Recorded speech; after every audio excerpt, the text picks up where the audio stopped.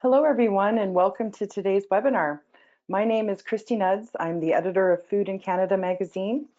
On behalf of Food in Canada, Canada's only national food and beverage processing magazine, and the Canadian Institute of Food Science and Technology, welcome to Table Talks, where we bring you regular webinars that give you access to some of the leaders in the food and beverage industry. If you haven't already, please visit CIFST's website for a list of upcoming webinars, which will continue weekly into July. If you are a member of CIFST, registration for the entire webinar series is free.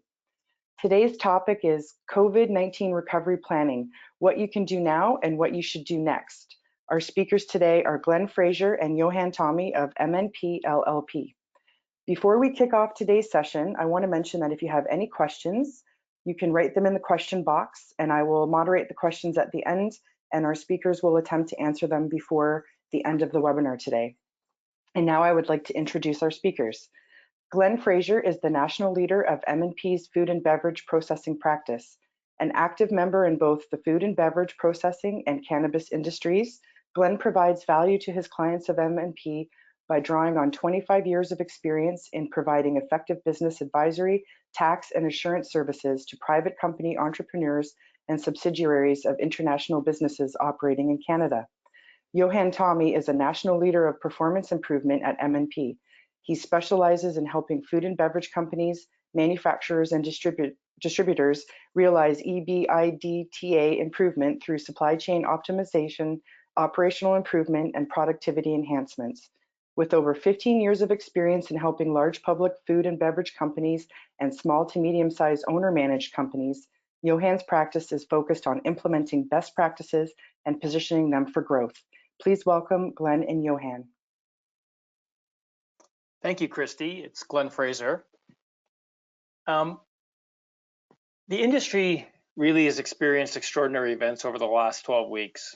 We've seen massive disruption in labor pools in the supply chain. Some companies have seen sales increase as demand for products through grocery retail has surged, generating double-digit sales growth in grocers during the last quarter in an industry that is relatively flat for a number of years. On the other hand, some processors, in particular those who supply products to the food service industry, have experienced significant sales decreases, forcing those companies to look at alternative methods to generate and recoup some of the lost sales volumes while fighting to keep their companies open for business. We've seen runs on products as consumers stock up in panic buying and processors scramble to ramp up production, ultimately leading to an oversupply of product, and in the case of the dairy sector, a dumping of milk, to name one of many examples. Processors have endured these rapidly changing events while juggling labor issues associated with absenteeism, reduced labor pools, providing a safe, efficient, and effective work environment for all employees, and practicing social distancing, all while managing unparalleled fluctuations in demand for their products. And if this wasn't enough, it's estimated the food and beverage industry will spend close to $1 billion this year in retrofitting workplaces to allow for social distancing, providing PPEs to employees, and sanitizing plants on a weekly, if not daily basis, and paying hourly premiums for workers to come back to work. Some of these changes are temporary as the country loosens restrictions on businesses in the coming weeks and months. Companies will inch towards some sense of normal. However, parts of the supply chain and the way food and beverage processors operate will never be the same. I thought this was a great quote. Unfortunately, I wasn't smart enough to come up with it, but I do believe it's important that we remember what we've had to endure over the last several months and also in the coming months, and adapt our business so we're better prepared if there is a next time. And the pundits are telling us there is going to be a next time, so we need to be prepared.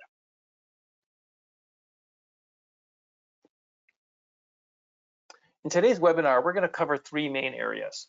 The first will be immediate action items that food and beverage processors can take to mitigate the impact the pandemic is having on their business. We'll cover cash flow planning, government programs, and human capital challenges.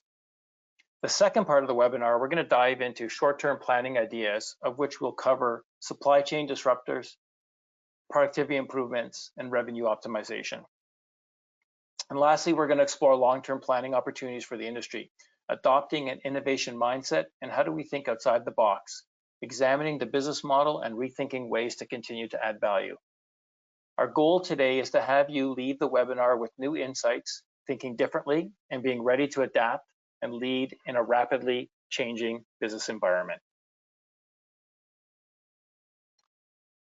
So survive. Let's look at a couple of areas where you can have an immediate impact and maintain viability through the crisis.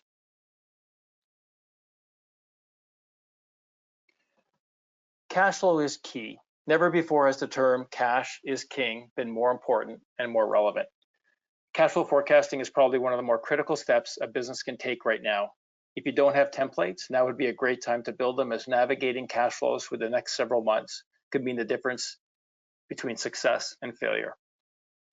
Cash needs to be forecast on a long-term and a short-term basis. Long-term, it's important because you don't have a line of sight on the cash position of your business and how it will play out over the next 6 to 12 months. Then it'll be hard to make critical decisions today.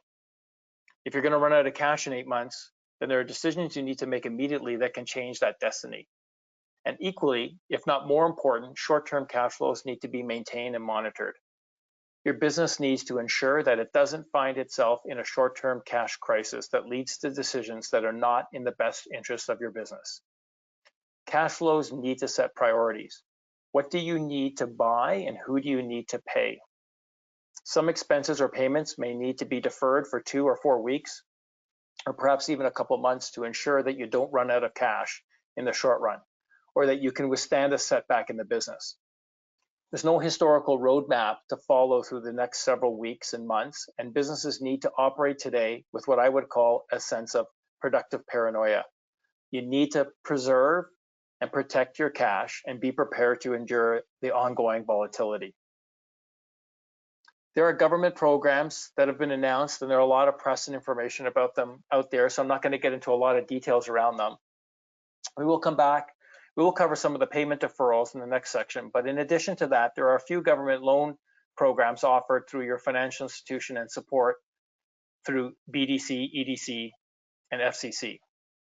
The biggest and most common one lately has been the $40,000 CEBA loan. It's an interest-free loan. To qualify, you must have payroll between $20,000 and $1.5 million in 2019. And recently, there's been new criteria developed around self-employed businesses or businesses with no revenues. And so in the latter case, it becomes a cost measurement exercise. The nice thing about this loan program is that if it's repaid by December 31st, 2022, $10,000 is forgiven. There's incremental loan programs of up to $6.25 million for qualified businesses. 2 programs out there. You can apply for these through your financial institution or directly with BDC and or FCC. There's a working capital loan program all through the BDC covering operating costs and intended for business continuity. You know, a lot of these loan programs, you need to demonstrate that you are a viable business before the pandemic started. And so what they're really looking to do is to support companies that had a viable business. And of course, they're now being impacted as a result of the current economic situation in the country and globally. And so they're looking for companies that are just looking for a support mechanism through this period of time. Recently announced in the last few weeks is the LEEFF program, which provides bridge financing for up to $60 million for larger companies. One of the key things in that program was they want you to demonstrate that you preserve employment among other criteria, but preserving employment was one of the key areas. And so it's important that that companies that are looking at cash management or cash preservation, that they consider some of these financing opportunities here, because you may not feel like you need it today, but you don't know where tomorrow's going to take you. And so we've been often talking with our clients to be proactive in this particular area, and perhaps you take one of the loan programs because you may. Certainly what we're hearing on the street is the banks were very open to financing early on in the pandemic and early on in the shutdown of the economy. But some of the feedback that I'm getting recently is the banks are getting tighter and tighter. So I encourage you, if you haven't already approached the bank, that you may want to consider this just even as a backup measure for the business. I'm going to quickly take you through some of the government programs and support mechanisms available to food and beverage companies. Obviously, the largest and most important subsidy right now is the CEWS program, or the CEWS program. It's the Canadian Emergency Wage Subsidy. It subsidized 75% of paid wages for qualified employees and qualified companies. There's a lot of details to the programs, but in essence, you have to experience a drop in sales of 15% for March and or 30% in April, May, and June, July now.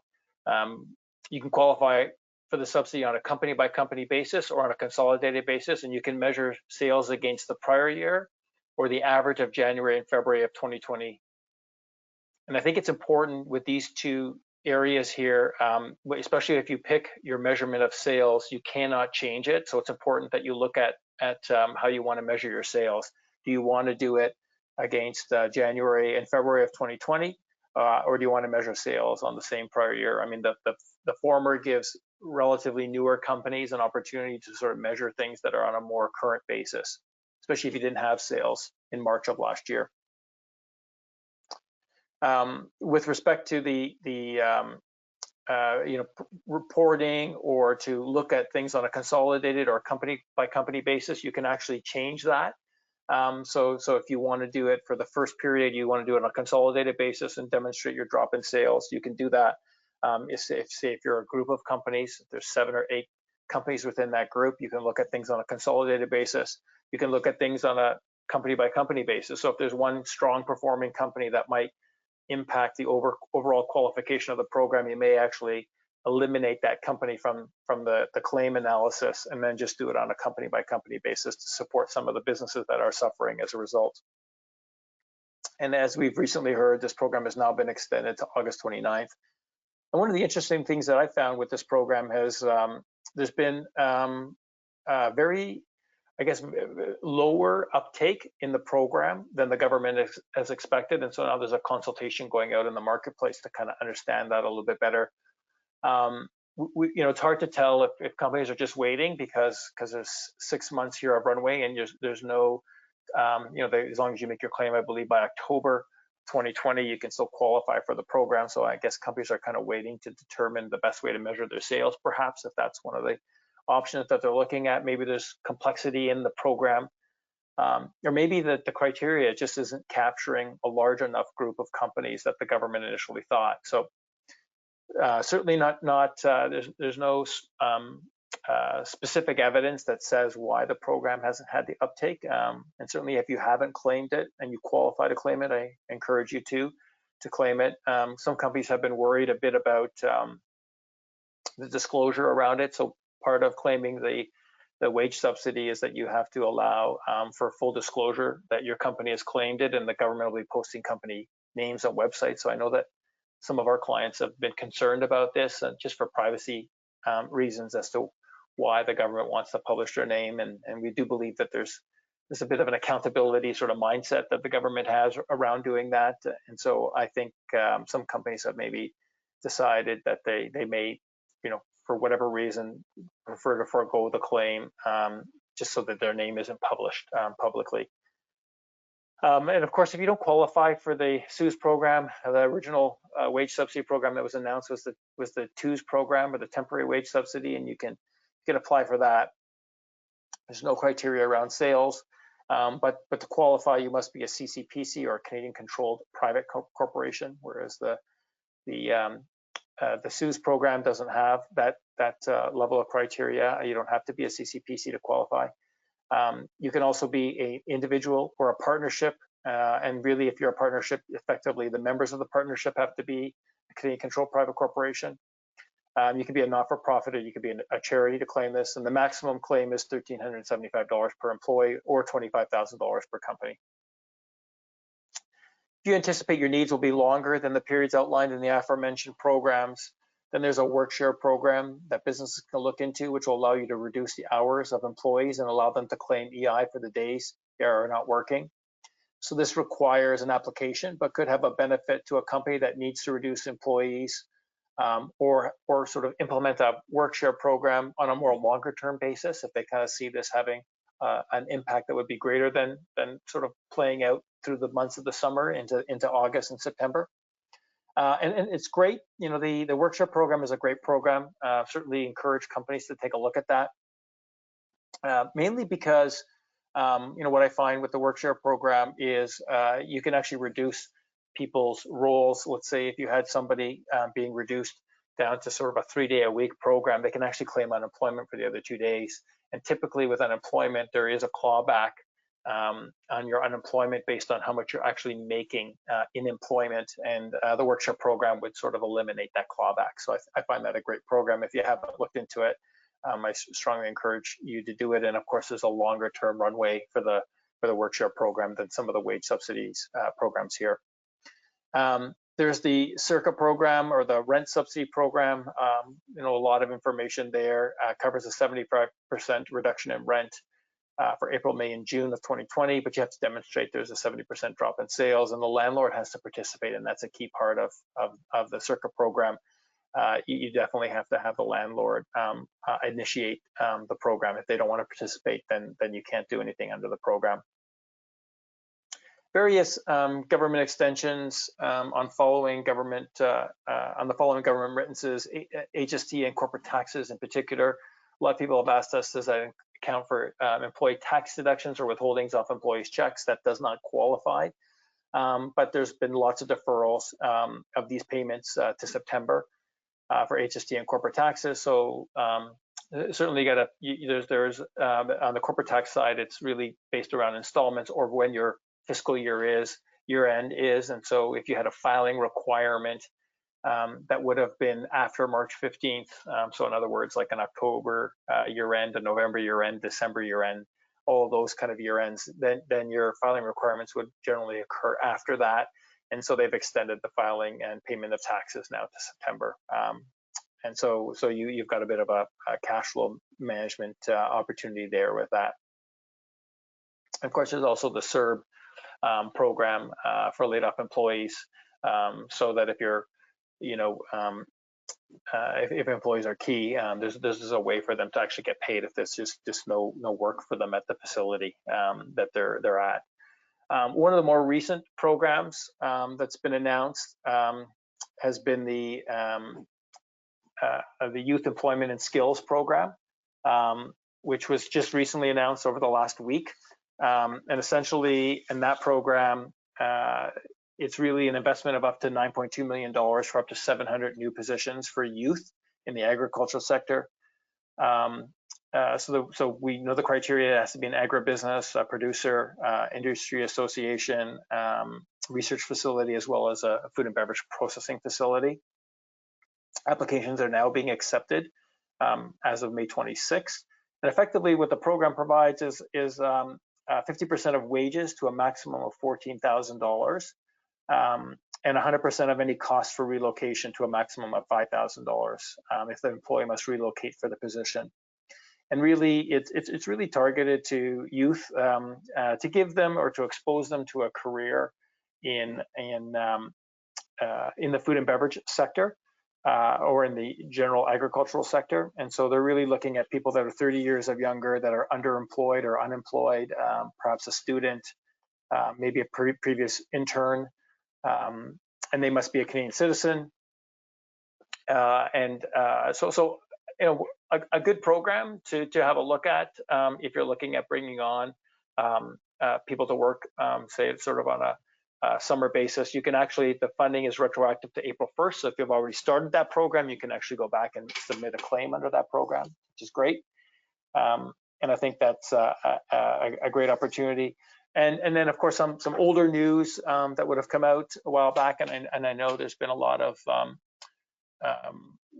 perhaps maybe some displeasure, or perhaps maybe that may not be the appropriate term, but just maybe an expression that maybe it's not filling the needs of food and beverage processors. There's the $77 million that's been set aside for food and beverage companies to purchase protective equipment for workers and adapt to health protocols like physical distancing in the plant. And you kind of remember when I started the presentation, I kind of referenced the estimated cost that they believe is closer to $800 million, just under $1 billion. But the number that we've sort of been working with Food and Beverage Canada on is around that sort of $800 million range. And so you can kind of see the 75 million or 77.5 million dollars kind of doesn't quite meet that sort of estimated cost of 800 million dollars. But we do know that the government is active still, and they've said that this is just a first start at this, and so they're looking at other ways that they can assist food and beverage companies. And I think, you know, even the Youth Employment and Skills Program would have been an example for that. I'm going to pass this on to my colleague Yohaan, and he's going to sort of walk us through the next steps, talk a bit about people, and then sort of what you can do short term and then long term around the business. Thank you, Glenn. I know Glenn alluded to a lot of the grant programs. A lot of the grant programs have impacted the way companies behave. They've also impacted the way that your staff behave. And I was reading a very interesting article this morning that talked about how the wage subsidy has been incredibly undersubscribed to. I think they've only accounted for about half or a little bit less than half of the $73 billion that they plan to spend.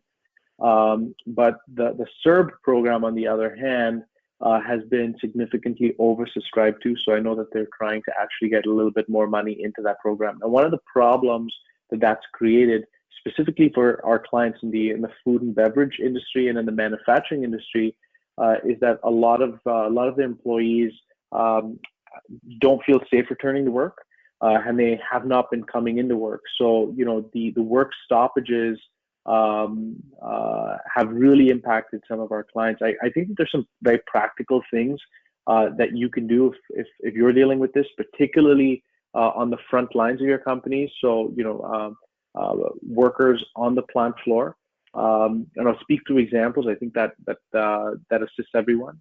So recently had a client, they had about 45 employees that didn't want to come to work because they were collecting CERB. The CERB payments, you know, weren't significantly lower than what they were making otherwise. And we took some pretty simple steps, I think, to get the employees back to work and get the company back up and running.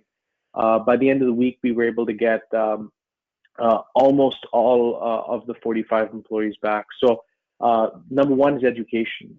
There is some misunderstanding on who qualifies for CERB and who doesn't qualify for CERB. There's some very specific guidelines. If your company is operational and you're up and running and you've made it a safe environment, there's very rare circumstances in which the employees can refuse to come into work and can stay at home and collect CERB.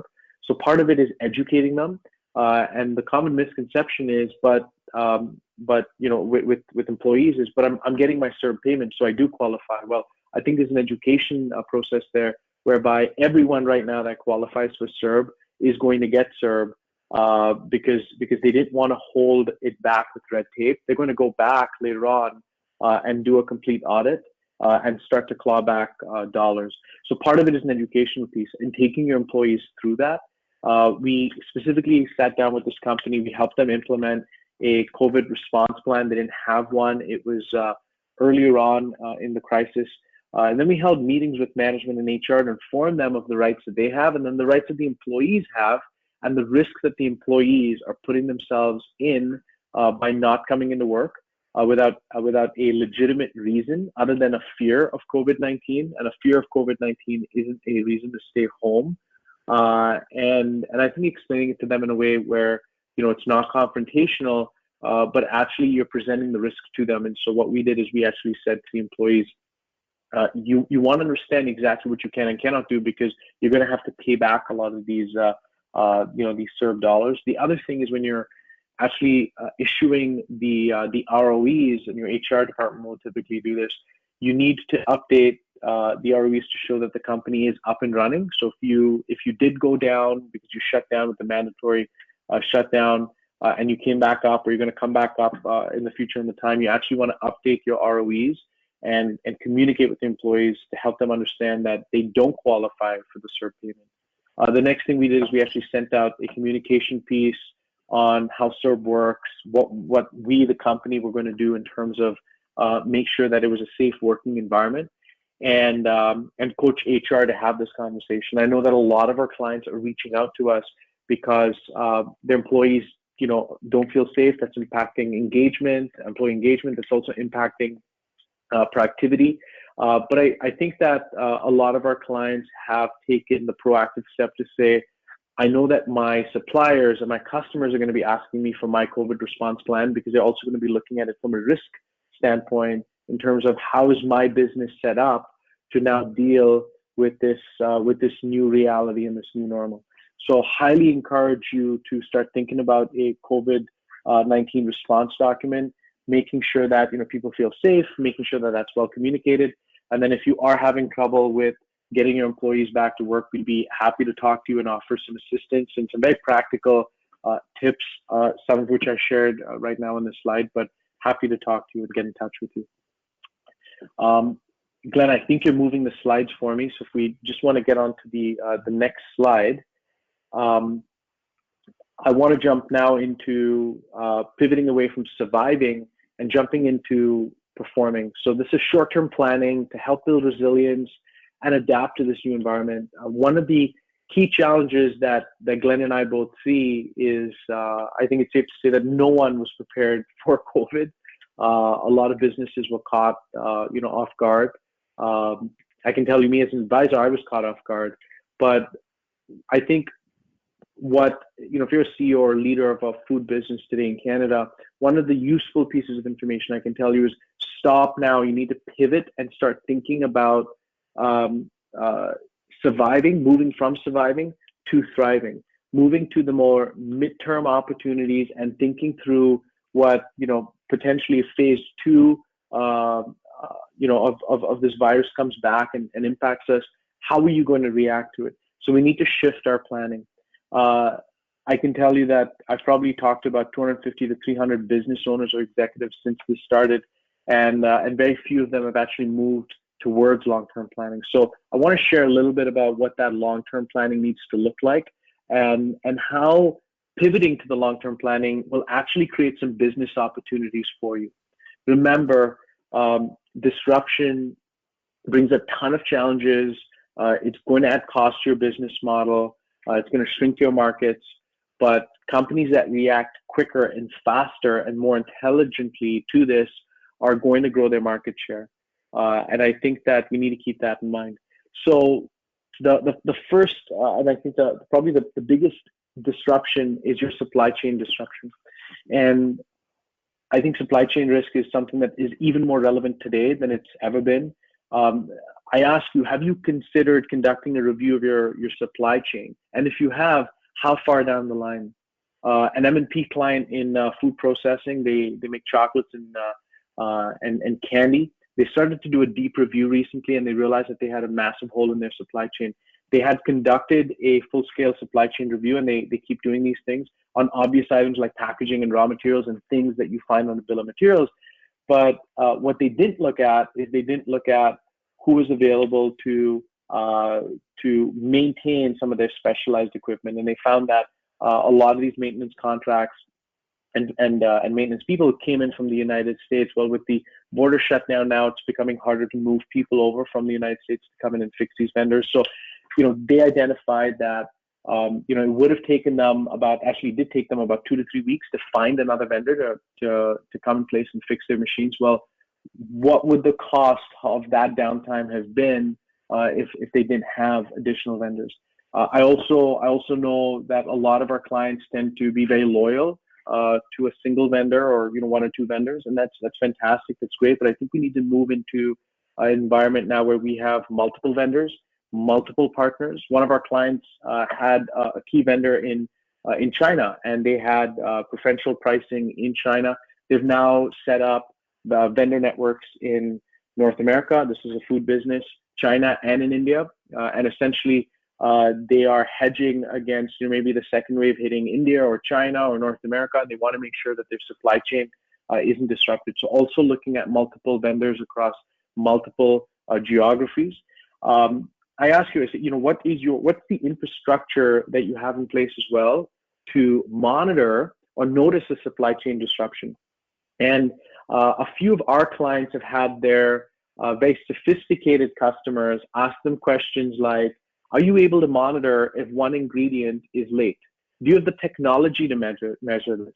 And technology debt and the lack of investment in technology in Canadian food processing has always been an issue. I think that there's been some things recently encourage people to invest in technology, but looking at things like the Internet of Things and analytics to measure your supply chain are going to become almost a opportunity to strategically compete against some of your competitors. Because if you have large customers, using that as a competitive advantage and pitching to them gives you a step up, because people are worried about their supply chain networks falling. So think through how you're going to reduce your supply chain risk.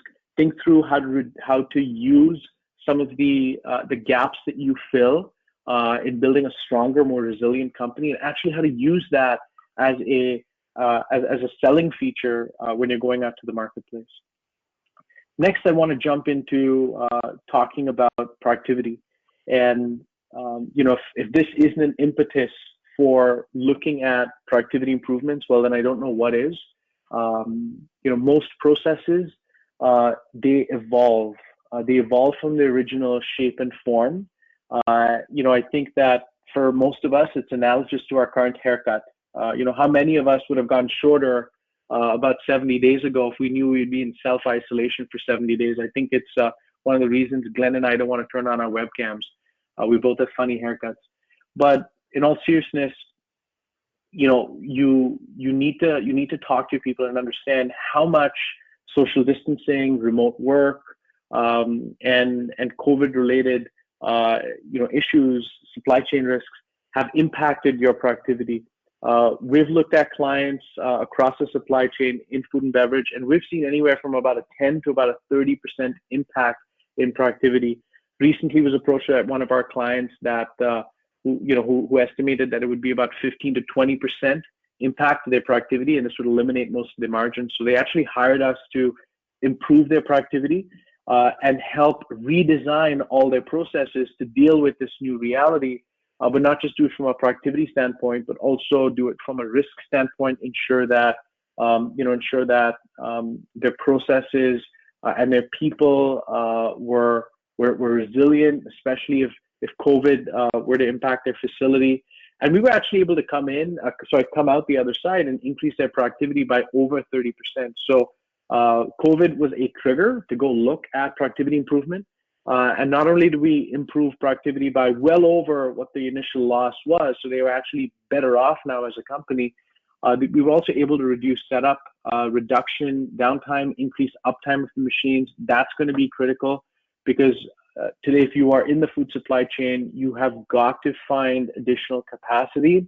God forbid you do have to shut down because there's some issue. So think through how you're going to do that. And you can use some of these government grants to invest in technology to do that. But you can also start thinking about productivity improvement. Crises are the impetus for change and innovation. So let's take this opportunity to address the long road and avoid the productivity gap from building in your business. So I want to jump into revenue optimization. And I think that, we're all reading some great articles out there about how companies are pivoting their revenue channels. I know I saw a large CPG company that most of us would know. They've now pivoted their business model to going directly to customers and skip out on their distribution channels, through essentially e-commerce channels. A lot of these big food and beverage companies have for long wanted to optimize the distribution networks and maybe go direct. COVID now has presented the perfect opportunity for them to do that. I think we need to wait and see what this is going to mean for them in terms of dollars. Is it here to stay? I think it is, but I think the verdict is still out. But I want to spend some time here today talking about revenue optimization from the cash flow standpoint of things. I know that as we talk to our banking partners and our clients' bankers, banks are talking about reducing operating borrowing limits.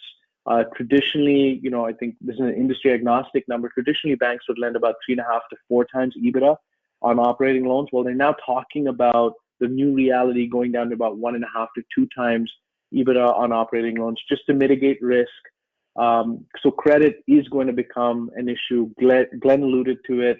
There are some government grants that are out, but we can see the banks getting, upping their tolerance on risk, or sorry, lowering their tolerance on risk, and becoming a little bit less comfortable to lend as much. Well, you now have to start thinking about how to improve the flow from order to cash in your business. So we're doing a lot of work for clients right now where we're looking at all the different SKUs and actually figuring out how long it takes to convert SKU 1, SKU 2, SKU 3, and SKU 4 from raw materials to AR. And it's interesting because clients typically have been very focused on gross margin, as they should have. But just because something is a 30% gross margin SKU, doesn't mean that it's the best SKU for you to invest all your dollars in, because it may take 3 or 4 times the amount of time to convert to an order because it's a complex order, or you're not able to get the order out. So consider doing a SKU rationalization exercise and specifically looking at how long it takes to move from order to cash. I think that this is a great exercise because Glenn alluded to it. Cash flow is incredibly important. You need to be resilient in the midterm to make sure that that you can run your business on less cash. And for some of you that are growing as a result of this, because you're plugged into the grocery supply chain, well, you may not necessarily be able to borrow as much money as you need to fund that growth. So start thinking about number one, how does your financial cash flow current health affect what SKUs you're going to be producing and what lines of business you're going to go into. I think the other thing that you want to start thinking about is replacing or adding revenue lines. And so one of the first questions I ask my clients is, what new product lines are you talking about introducing into the market, and what lines of business are you going to rationalize out of your business? And if they say none, I know they're in trouble because they haven't looked at this. So this is an opportunity to look at new channel development versus sort of the traditional sort of sales approach of let's just grow our sales within our current channels. Moving to thriving, so pivoting away from surviving to thriving now, and this is more of long-term sustainability, continued growth. And I think starting off, before I jump into the very practical things that you can do, I think that we've got to take a reset and talk about innovation, culture, and your mindset in your company. So, I'm going to ask some questions, and I'm going to talk through them slowly so you can ponder on them. But do you have a culture that is open to change? Do you believe that the employees in your company, your leaders in your company, are ready for the change that needs to occur, and the market's going to force in your industry or force you to make? I think that is so important to develop a culture of learning, and you need to ask yourself what other industries are doing, what are your competitors are doing. You need to ask yourself whether your customers will look at you in the same way, and then will your customers adapt, and will they beat you to this adaptation? It's interesting. We see that COVID is going to change the way we buy. We're already seeing that. We're seeing that it's changing the way we consume. We're seeing it's changing what we consume and what we buy. A lot of these buying behaviors and insights, I think the real data on them is going to come out a few months from now. We're seeing some trends and some data points. But there's also some niches here that haven't been discovered as yet. So there's some real opportunity, I think, for Canadian businesses to jump into these niches and own them, as we've done with so many niches in the food business. But before we jump into, more long-term planning, I think it's taking a step back and saying, what is the mindset of the people in our organization? Are they open to change? And if they're not, I think you need to make sure that as a leader, you're building that innovation mindset and that openness to change mindset in your company, or everything I'm going to talk about in the next few slides, I think isn't going to work as well. So next slide, how do you re-examine your business model? There's been companies that have scaled down as a result of this, and I've had clients that are having their best months in business as a result of this. So, you know, you need to think through, if you are going to scale down, you need to think through, how is your business model going to survive at the scale down number? Went into a business recently, they've traditionally been $60 to $70 million business. And I think that very early on in the COVID, they decided to engage with our firm to figure out a way to restructure their business from an operational standpoint to make sure that they could still make money at the $35 to $40 million mark. And that was part of their business continuity planning and risk planning. So I think that's incredibly important, because you know, the things that work for you when you're running a $60 million business may not necessarily work for you at a scale down $30 million number, and vice versa, right? So if you're a company that has grown tremendously as a result of this, your systems, your processes, your culture, your technology needs to be relooked at, or you are going to see slow profit leak, which typically is about 4 to 6% of a company's top line. So, you know, if your top line is $100 million and you see a big shift in revenue up or down, and you're not intentionally changing your systems and your processes to run that new company, well, you are going to see slow profit leak creep in and impact your EBITDA. So just to close us off here, just going to jump into what Glenn and I have both come up with as the 6D++ approach. So we were very disappointed we couldn't come up with the quote that Glenn initially shared, but I think we have a slide here that I think is going to help you. And if you want to print it out, you know, go ahead and do that or screenshot it. In terms of thinking about a symbiotic approach to pivoting and thriving way past this, you know, this pandemic. So we all know that you know, this is not a black swan event. I'm hoping I'm wrong, but there's going to be a wave 2 and a wave 3. So we need to think about how to make sure our business is resilient, and we need to consider how our organization is going to change in a multi-dimensional way. So this 6 Ds will need to be driven together, as there's a symbiotic relationship between them. So leaving one out really hurts the execution of our goals. So the first D, business development. Find new markets, target new markets, look at, are your customers still your customers? I think that's a very relevant question today. Will your customers want new assurances with regards to delivery times, the supply chain risks? And will some of your suppliers go directly to your customers? What's the risk of that happening? And how are you making your value proposition a little bit more sticky? Are there new markets and channels that you will be targeting? And what channels will you be dropping because there's way too much cost involved for your organization to service this market and sell this product specifically? And I touched upon this in terms of SKU rationalization and order to cash. The next D is research and development. We have to build innovative strategies to run our business. So wouldn't it be wonderful if your company was the company to find that niche and own that niche and lead your industry? I think that there's plenty of opportunities that are being opened up every day, plenty. The issue I see is that a lot of great Canadian companies, a lot of our clients that are fantastic at what they do, they're a little bit off their game. They're focused on surviving, and they aren't investing as much time and effort in terms of mid to long-term planning. So let's be intentional about that again. Let's go back to pre-COVID behaviors, and let's do all those things that made us successful. Plan, spend money on research and development, think through opportunities. The next D is learning and development. And it's really interesting. Canada is one of the lowest spenders in the G20 on employee training. So with all this change that we will have to introduce into our business, we better make sure that we're keeping enough money to train our employees so that, you know, we may develop the best strategies, but if we don't proactively train our employees to implement our best laid plans, well, they're all going to go to waste. So let's think about, with great intention, think about learning and development. Next is operational development. I talked about productivity improvement.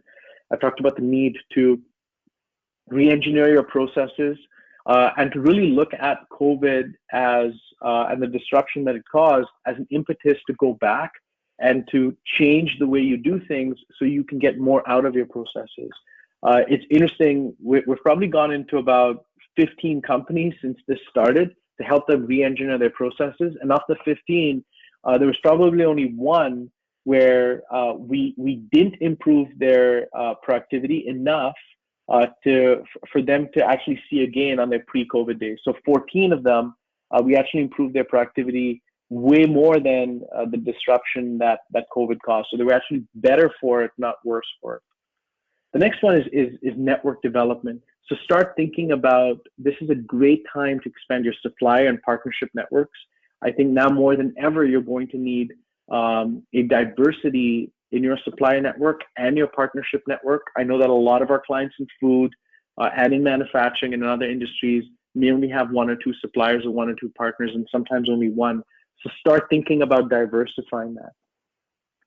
The last D is business continuity planning and development. So business continuity plans have been around for a long time, but I think one of the things that we're seeing starting to change is sophisticated customers are going to some of their suppliers, maybe yourself, where you're not a large business, and they're now starting to ask you for your business continuity plan. It's becoming a competitive advantage. I think it's important that you do this, which I've personally seen clients use their business continuity plans to actually win business and outcompete some of their competitors. But I think the other useful aspect of it is we all know that this is that this is not a standalone event. There is going to be a second wave and a third wave. I think going back to the quote that Glenn shared with us in the beginning, don't waste this opportunity. The last awful act of any pandemic is amnesia. So let's not have amnesia. Let's not waste this opportunity, and let's step into the learnings that this valley moment brings us. But let's come out the other side better and stronger as a company. We may be losing sales, but we can use this as an opportunity to grow market share. So with that, I'm going to hand it back to Glenn and Christy, and thank you very much. Thank you, Yohaan. That was great. Really appreciate those insights. I think there was a lot of value there, in not just looking at, let's say, in the rearview mirror, but also looking forward and sort of seeing what companies can do to be better prepared in case there's a next time, but more importantly, to kind of retool their business, retool their operations, so they can emerge from this this economic crisis and this pandemic much stronger than they were when it all started. I just really wanted to thank everybody for their time today. I think we're going to open up the floor to questions, but I know everyone's got busy schedules and being webinared to death. So for those that were able to attend, I really appreciate you taking the time out of that busy schedule to spend this hour with us today.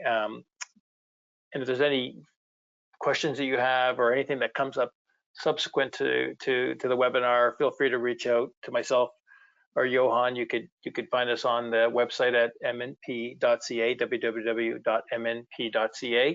And when you actually go to the website, we've got a fairly well laid out COVID response segment of our website, and lots of information there that you can sort through, and information on programs, information on sort of what businesses can do today and tomorrow. So feel free to reach out at any time. I'll pass it back to you, Christy. Great, thank you. I have a question for Yohaan. Can you give some examples of companies in the food and beverage industries that have successfully pivoted their revenue channels and created new lines of business? And how does a company start that process and do it fairly quickly? Sure, absolutely. I think one of the best examples that we would all know about is Pepsi. Pepsi actually just launched, I think it was snaps.com, and it's an e-commerce platform. You can order all Pepsi products from it. I know a few of us have probably already read the case study and seen the sales pickup that they're seeing from snacks.com.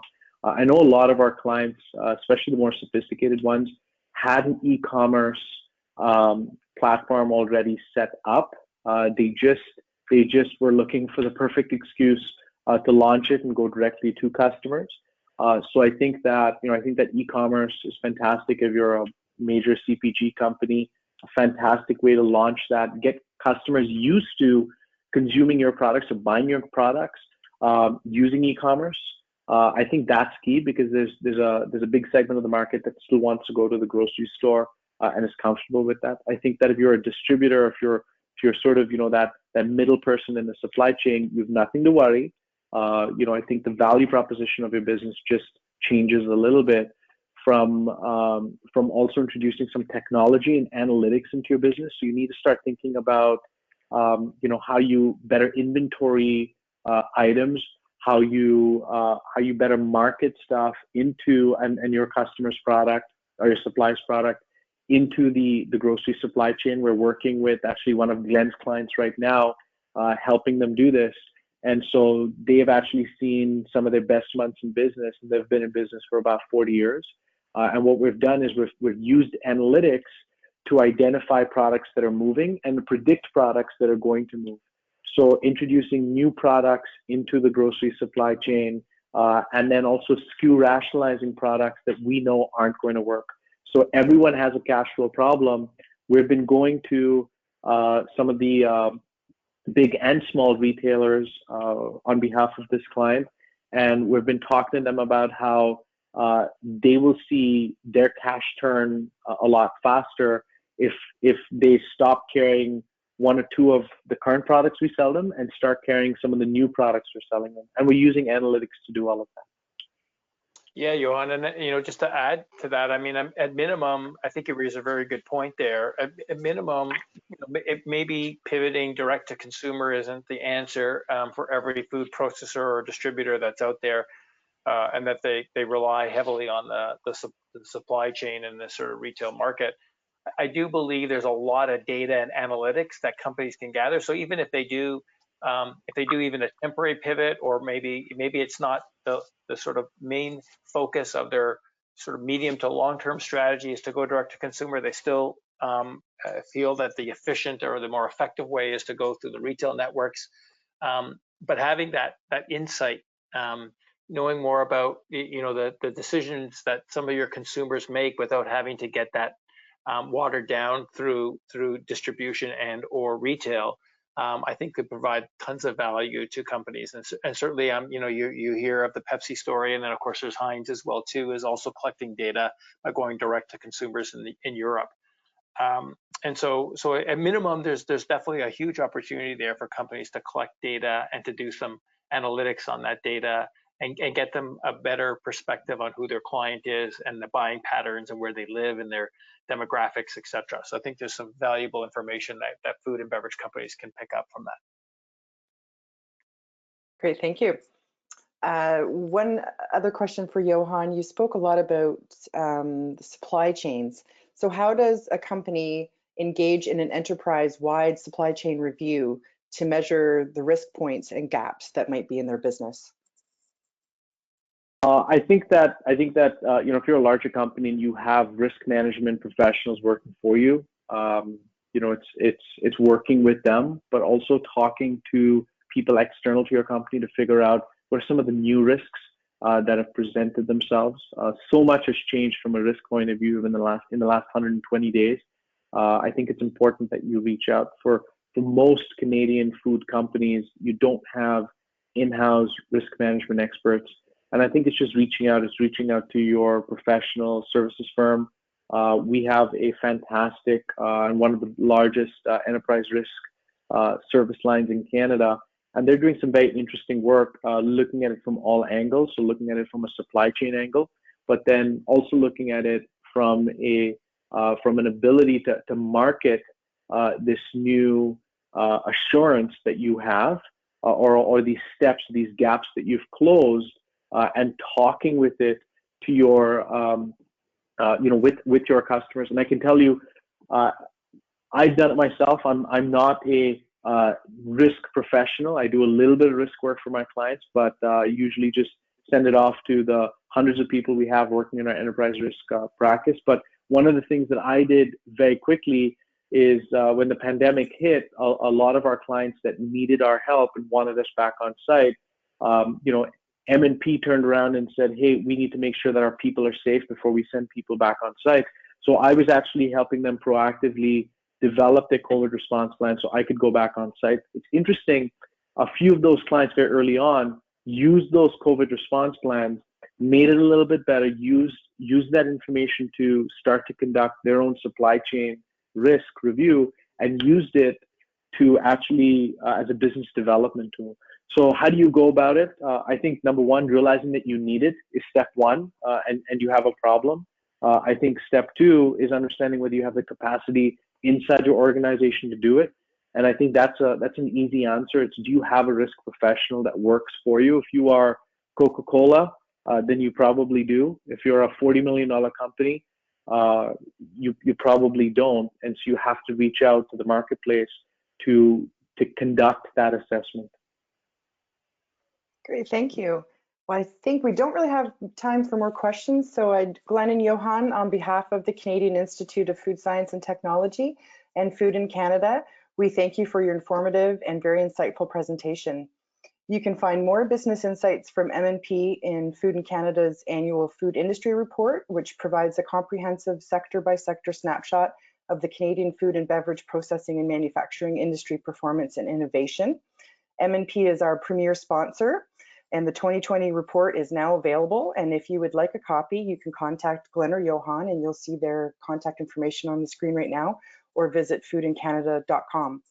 I'd also like to remind everyone that we are hosting webinars every Wednesday for the foreseeable future, and I can share the following dates and speakers with you. June 17th, we have Brad McKay, former Chief CEO of Healthcare Food Services, and his topic is the future of food manufacturing post-COVID, the long view.